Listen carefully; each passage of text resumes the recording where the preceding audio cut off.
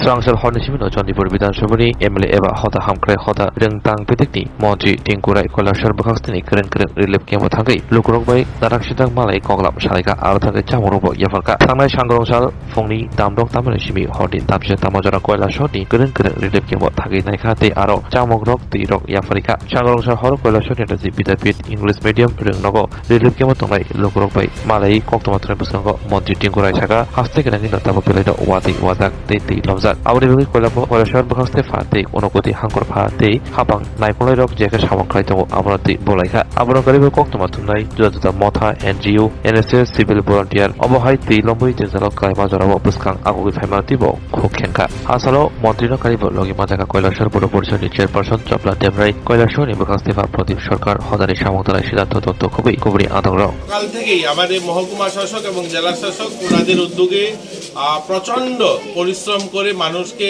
ক্যাম্পে নিয়ে এসে আমাদের এখানে কৈলাসহর মহকুমা প্রায় ৭,০০০ লোক ক্যাম্পে রয়েছে।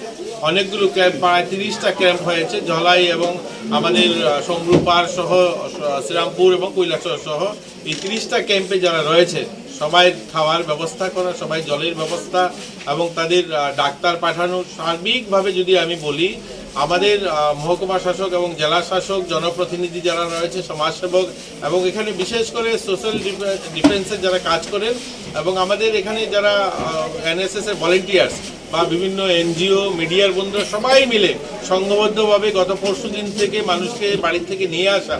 গতকালকেই সকালবেলা মাননীয় মুখ্যমন্ত্রী উদ্যোগ নিয়েছেন এবং আসাম থেকে আমাদের এখানে এনডিআরএফ এর টিম এসে টিএসআর এর টিম ছিল, সবাই মিলে আমরা গতকালকেই মানুষকে সেখান থেকে উঠিয়ে এনেছি এবং আজ পুরো দিন একটাই প্রয়াস আমাদের মানুষের যেন অসুবিধা না হয়।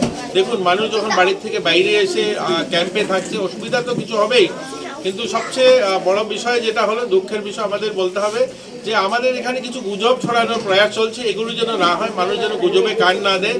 আমাদের এখানে জেলা শাসক আমাদের পিডব্লিউডি ডিডব্লিউএস সবাই আমাদের এখানে বান নিয়ে সমস্যা রয়েছে। আপনারা জানেন আমাদের কৈলাসহরের উপর দিয়ে বানটা যায়, এই বানটা বারবার 1 ঘন্টা একবার করে আমাদের জেলা শাসক মহকুমা শাসক পিডব্লিউডি ডিডব্লিউএস আমাদের প্রতিনিধিরা সেটাকে দেখছেন, কিন্তু এটাকে নিয়েও রাজনীতি করা হচ্ছে। মাননীয় মুখ্যমন্ত্রী বারবার খবর নিচ্ছেন যে বানটা ঠিকঠাক আছে কিনা এবং তিনি মিটিংও নিয়েছেন ভার্চুয়ালি। আমাদের ইঞ্জিনিয়াররা গিয়ে দেখেছেন, সেটাকেও ত্রুটি যেখানে রয়েছে সেগুলোকে কাজ করার সঙ্গে সঙ্গে নির্দেশ দেওয়া হয়েছে, সেগুলো কাজ করছেন এবং আগামীকালকেও একটা উচ্চস্তরীয় বৈঠক হবে।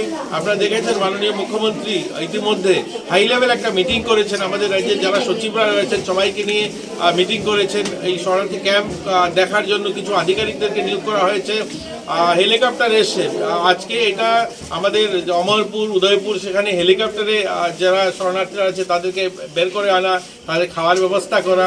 আমি ওভারঅল যদি বলি সরকার এবং আমাদের প্রশাসনে যারা রয়েছে সবাই মিলে একটা টিম ওয়ার্ক করছে। আমাদের এটা একটা কি বলবো প্রাকৃতিক দুর্যোগ, সেটা তো আর কারো হাতে তৈরি করা নয়, তারপরেও আমি বলবো সবাইকে গুজবে কান দেবেন না, সবাইকে সহযোগিতা করুন, একে অন্যের পাশে দাঁড়ান এবং মিডিয়ার বন্ধুদেরকেও বলবো যে আপনারাও সেটা লক্ষ্য রাখবেন। সবাই মিলে আমাদের এই সমস্যার থেকে যেন আমরা বেরিয়ে আসতে পারি। এই জলটা নামার সঙ্গে সঙ্গে আরও যে সমস্যাগুলো আসবে, আমাদের কৃষকদের সমস্যা আসবে, কৃষকদের চাষবাস যারা করেছেন, যারা আমাদের কৃষিপ্রধান রাজ্য সেখানেও অনেক মানুষ তাদের ক্ষতি হবে, সেগুলোকে নিয়েও আমাদের ভাবতে হবে। সবাই মিলে এই কাজটা করতে হবে, নতুবা শুধু সরকার করবে প্রশাসনে যারা রয়েছে তারা করবে এরকম না, সবাই মিলে আমরা যদি টিম ওয়ার্ক করি তাহলে এই সমস্যার থেকে বেরিয়ে আসতে পারবো। এখন বৃহস্পতিবার প্রায় রাত্র 8টা বাজে, নদীর জলের স্তরটা কি?